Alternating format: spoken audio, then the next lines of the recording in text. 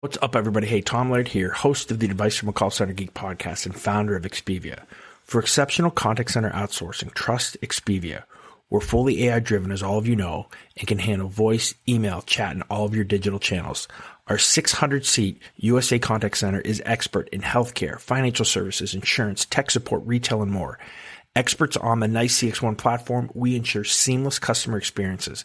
DM me or visit expiviausa.com for more. This is Advice from a Call Center Geek, a weekly podcast with a focus on all things call center. We'll cover it all from call center operations, hiring, culture, technology, and education. We're here to give you actionable items to improve the quality of yours and your customers' experience. This is an evolving industry with creative minds and ambitious people like this guy. Not only is his passion call center operations, but he's our host. He's the CEO of Expivia Interaction Marketing Group and the Call Center Geek himself, Tom Laird.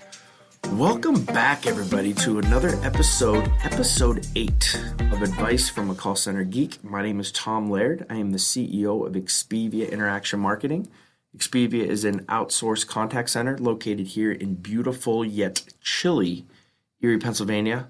I think the temperature is about 28 today. We got a wind chill that's a little brisk, but we'll get through the dog days of winter here on January 15th. Talking about some things that can hopefully help you with warm up your call center, right? Help your contact center.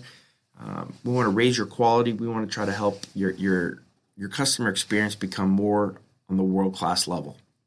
In our 7 previous episodes, we've touched on a lot of different things, from, a lot of reasons why your contact center may be struggling, to kind of putting our toe in, talking about middle management and the importance and some of the tactics that we can use with them. But today I wanted to kind of talk about the meat and potatoes of that, really focus down on the middle management, really focus on those supervisors that are actually doing the heavy lifting of the day-to-day operations of the contact center. When you get really well-trained management, when you have instilled your corporate or your call center culture, which we've talked about in the past, if they can kind of trickle that down to the associates, if they understand the KPIs, the proper way to talk to their agents, everybody's on the same team with the same plan, it's amazing what can happen in your call center. So today we really want to talk about management cultivation. We want to talk about the management training program that we use in our center. Hopefully, a lot of it you can take and carry over into your call center if you do not have a management training program, or if you do, hopefully we can give you some ideas that maybe you weren't thinking of, or a different way to kind of, or give your management trainees some new tools that they can take to their team. So to start this off, I wanted to start with a quote. I really like this. Howard Schultz, who's the CEO of Starbucks, or I guess now the ex-CEO of Starbucks. But he says, you can't expect your employees to exceed expectations of your customers if you don't exceed the employees' expectations of management. And I think that, that really sums up what we're trying to do here is really to develop really high-end management for your call center. So the first couple questions that I want to ask you, that I want you to think about, is how do you facilitate call center management education in your call center? Do you have a training plan at all? Again, are you just taking your long-tenured associates? Are you making them supervisors or team leads when a supervisor leaves? If you hire a supervisor off the street, do you have a training plan or a guide that you give them that really instills the cultures that you're looking for from your call center and how you guys operate? So again, most call center organizations that I've seen, they really do not do a great job of preparing their middle management for the job at hand, and are just pulling their associates and deeming them worthy of being a supervisor. So bear with me here. As I was doing my podcast notes, there's a couple sports analogies that I threw into this episode. So here's the first one. But just because you were a great basketball player or a great football player doesn't mean you're going to be a great coach. We've seen Mike Singletary, who's an unbelievable linebacker for the Bears, kind of flame out really fast as a head coach. We've seen Magic Johnson, who was an unbelievable basketball player, maybe okay in the front office of the Lakers right now, but really struggled as a coach. And it's the same thing here. I think I beat that point to death here, but I think it's that important that I just wanted to reiterate how important this having some type of structure of a program is. So let's talk about the structure and let's talk about the program. I like to have, just to start this off, I'd like to have these management trainees who we've interviewed, right? So normally we post positions for management. We also, if you look at our agent analysis program, which we've done a kind of a full episode on, we know who the reps are that are trying to become supervisors, because we've kind of had them on a plan as they become reps, because they've told us that's where they want to be in their career progression. So we're helping them get that. We understand and kind of know who they are. So once we think that, first of all, there's a need for management, and second, we think that, they're ready to go, we're going to make them management trainees. We're going to give them a little bit of a bump in salary and give them the expectation of a program. And our program is a 3 to 6 month management trainee program. And I know that that's kind of a head scratcher, as there's a big difference between 3 and 6 months, Tom. But we like to have a 6 month management trainee program, but we understand that sometimes company needs can come a little bit before what we'd like. We'll never go less than 3 months, and we can kind of fit everything that we do in the 6 month program into 3 months. So we just kind of liken it to say a 3 to 6 month program based on management needs. So these management trainees, once we've kind of given them that position, they assume in our call center, they assume that team lead role. So I know a lot of you guys are just using team leads to bump up other high performing agents. There's nothing wrong with that. But in our call center, we're using our management trainees as our team leads. So how many should you have in a class, and when should you be doing these classes? And we do these classes, and we start management trainee programs, based on company need. So we're not doing them quarterly. We're just, we end up doing probably about 5 or 6 classes a year.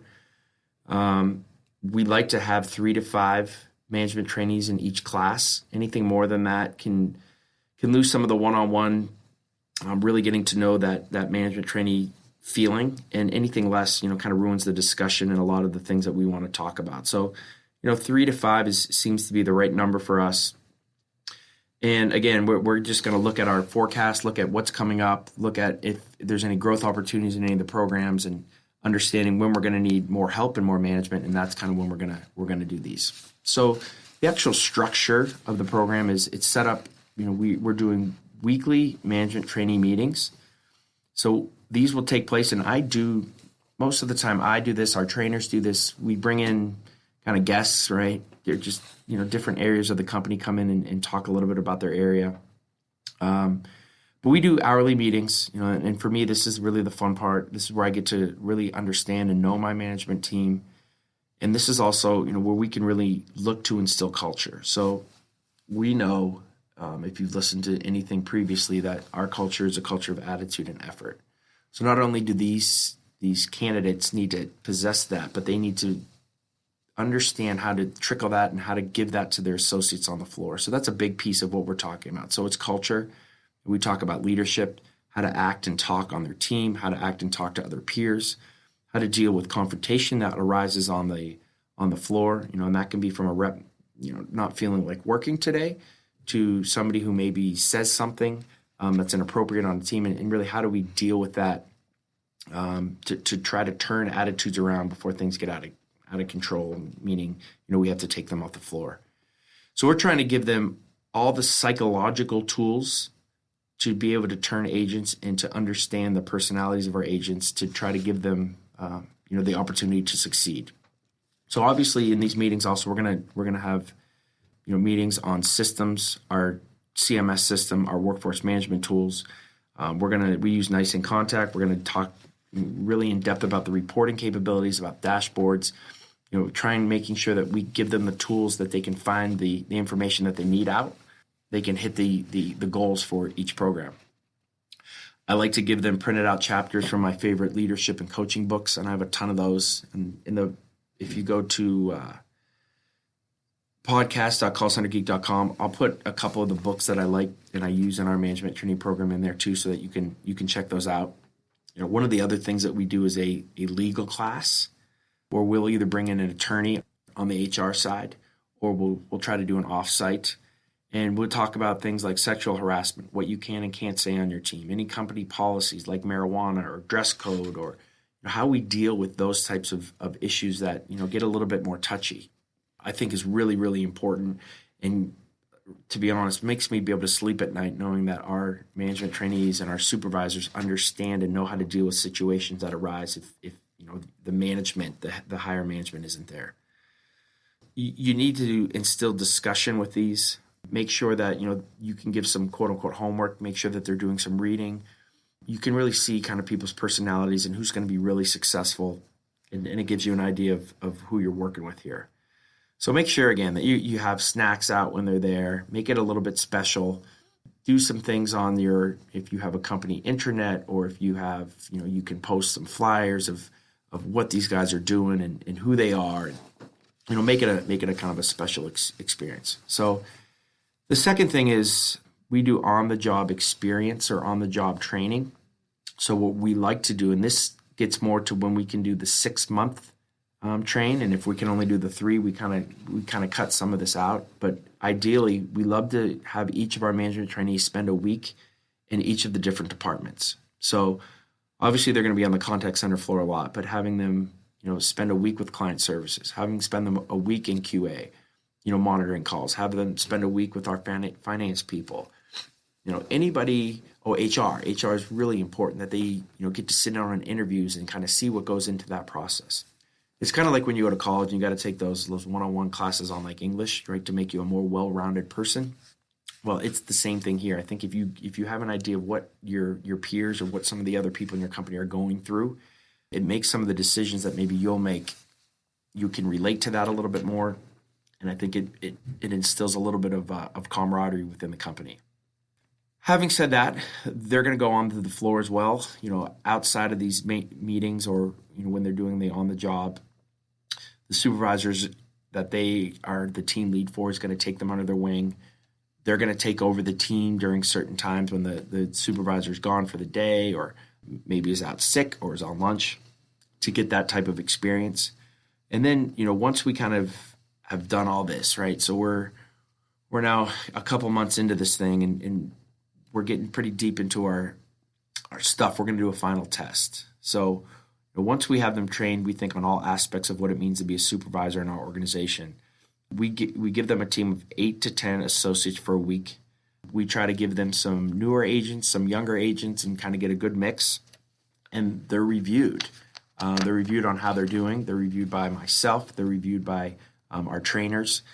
We do focus groups with the agents to see if there's anything that, that maybe they didn't like or some things that they need to tweak. We're going to look at their goals, right? Did they hit their goals? How was the attendance on the team that week? All those things that really we think comes into a supervisor. We're going to do a microcosm of it in a week. Once they have succeeded, then we graduate them. And, we're huge on ceremonies and on cakes and flyers and balloons and high fives, right? And that's the cool thing about being in a call center. So what we do here, which I think is really cool, and you need to do this, is we do a kind of a swearing in ceremony. So when somebody graduates, we actually have an oath that they take. We have a book that every single supervisor has signed their name to, and they kind of put their hand on that book and kind of not give their oath to the company, but just that they're going to try to instill the qualities of attitude and effort, the KPIs. And I have the full oath. It's not coming to the top of my head right now. I should have had this in front of me, but it's actually pretty cool. It's a paragraph, and we kind of do the same thing, like, if you're being sworn into the President of the United States. And then, so it's kind of cool, a little bit different. They get a red jacket then. We have a dress code here. So they have a black jacket as they're in the management training program, and then they get deemed with the red jacket once they become a supervisor.